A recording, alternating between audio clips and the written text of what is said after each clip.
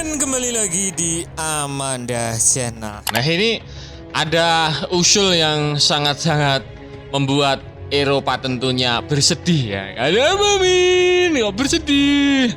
Didustai kah Min? Ya. Jadi Elon Musk ya. Elon Musk ini adalah orang yang masuk kabinet Trump. Nah, kalau di sini menteri lah kalau di bahasa kita ya. Penasihat atau sekretaris kabinet lah, kurang lebih seperti itu. Elon ini mendukung ya langkah Amerika untuk keluar dari NATO dan PBB. Jadi kok bisa Min? Bukannya NATO dan PBB itu kan buatan Amerika gitu. Menurut Elon Musk itu dua lembaga ini dinilai sangat merugikan negara ya.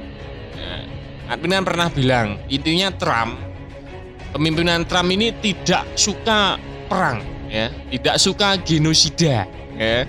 Karena dua lembaga ini dikatakan oleh Elon tidak mampu mencegah genosida ya, tidak mampu mencegah penjajahan ya, tidak mampu mencegah perang, selalu melakukan pelanggaran hak asasi manusia. Jadi menurut Elon Musk ini rugi gitu loh. Kita dapat pun jualan senjata dari sini tuh nggak berkah menurutnya. Mending kita gunakan kekuatan dolar kita untuk menghancurkan negara. Jadi di kepemimpinan Donald Trump ini lebih berfokus menyerang negara orang, menghancurkan negara orang. Amerika ini lebih fokus menggunakan kekuatan perang dagangnya atau dengan kekuatan dolarnya.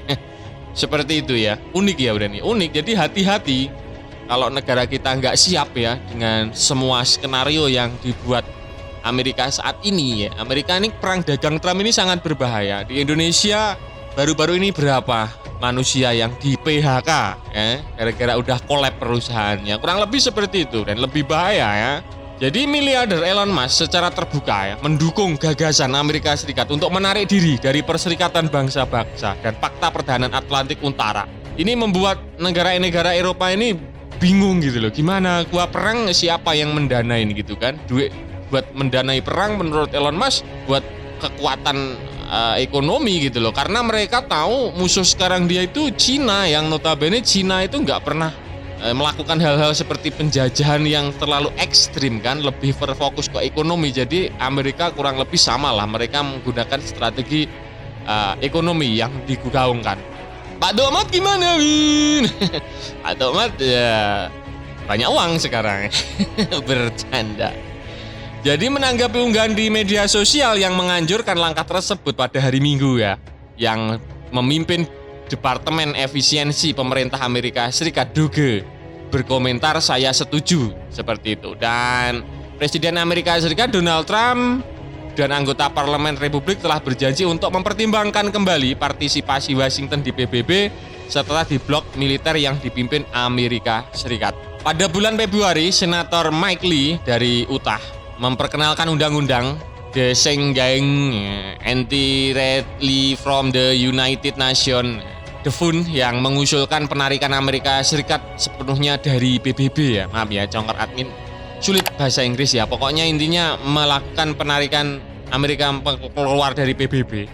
Lee mengkritik PBB sebagai platform bagi para tiran yang menyerang Amerika dan sekutunya dengan alasan bahwa meskipun mendapat pendanaan yang signifikan, organisasi tersebut gagal ya, telah mencegah perang, mencegah genosida, mencegah pelanggaran hak asasi manusia, dan mencegah pandemi.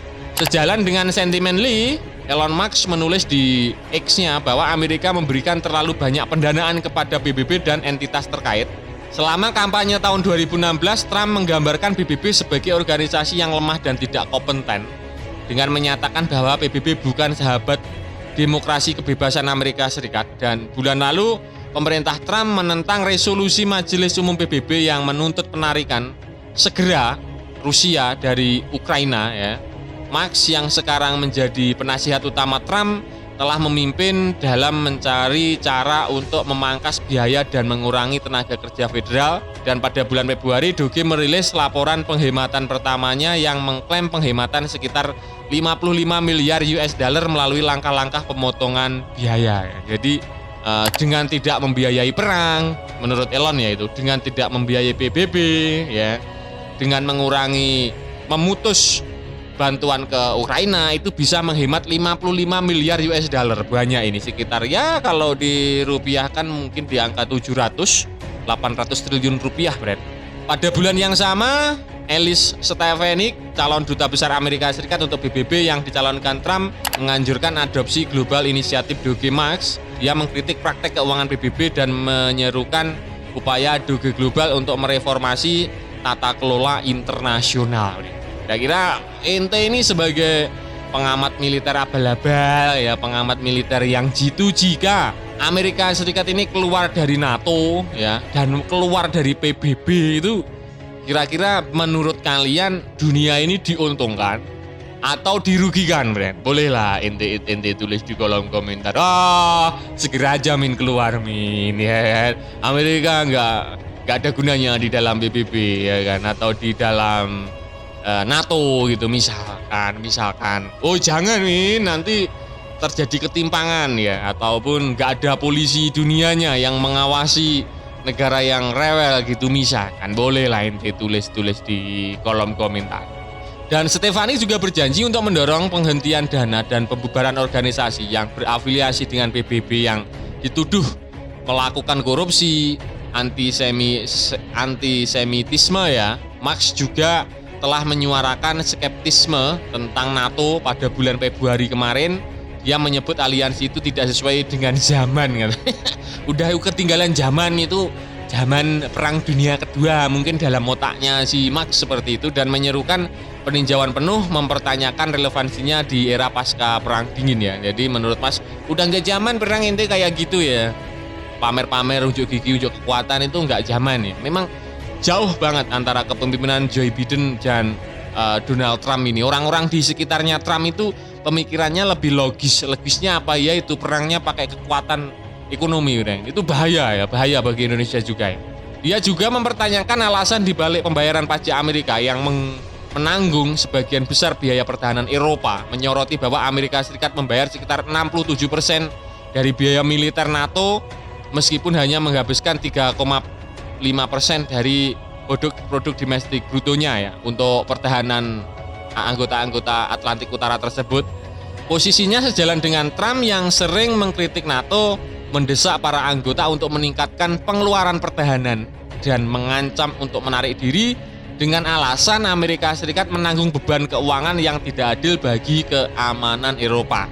Intinya menurut Elon Musk, gue ini menanggung 67% untuk keamanan lu Eropa gitu. Jadi ini suatu hal yang gak adil. Gue yang ngeluarin duit banyak, gue malah melindungi negara ente gitu kan. Kurang lebih seperti itu dalam perspektif kita. Nah, brand itu tadi ya pembahasan admin ini cukup mengguncang dunia ini ya. Cukup mengguncang dunia. Ini Elon Musk mendorong dan mendukung Amerika Serikat keluar dari negara-negara NATO karena dinilai membebani keuangan negara dan dinilai sudah tidak relevansi lagi untuk zaman sekarang, pakai kubu-kubuan yang terlalu besar mungkin ya. Dan mendorong Amerika Serikat keluar dari PBB yang dinilai tidak bisa mencegah adanya perang, adanya pelanggaran hak asasi manusia ya, adanya genosida seperti itu menurut Elon Musk, pandemi dan lain sebagainya. Kira-kira bagaimana menurut kalian terkait berita ini? Silahkan baku hantam di kolom komentar.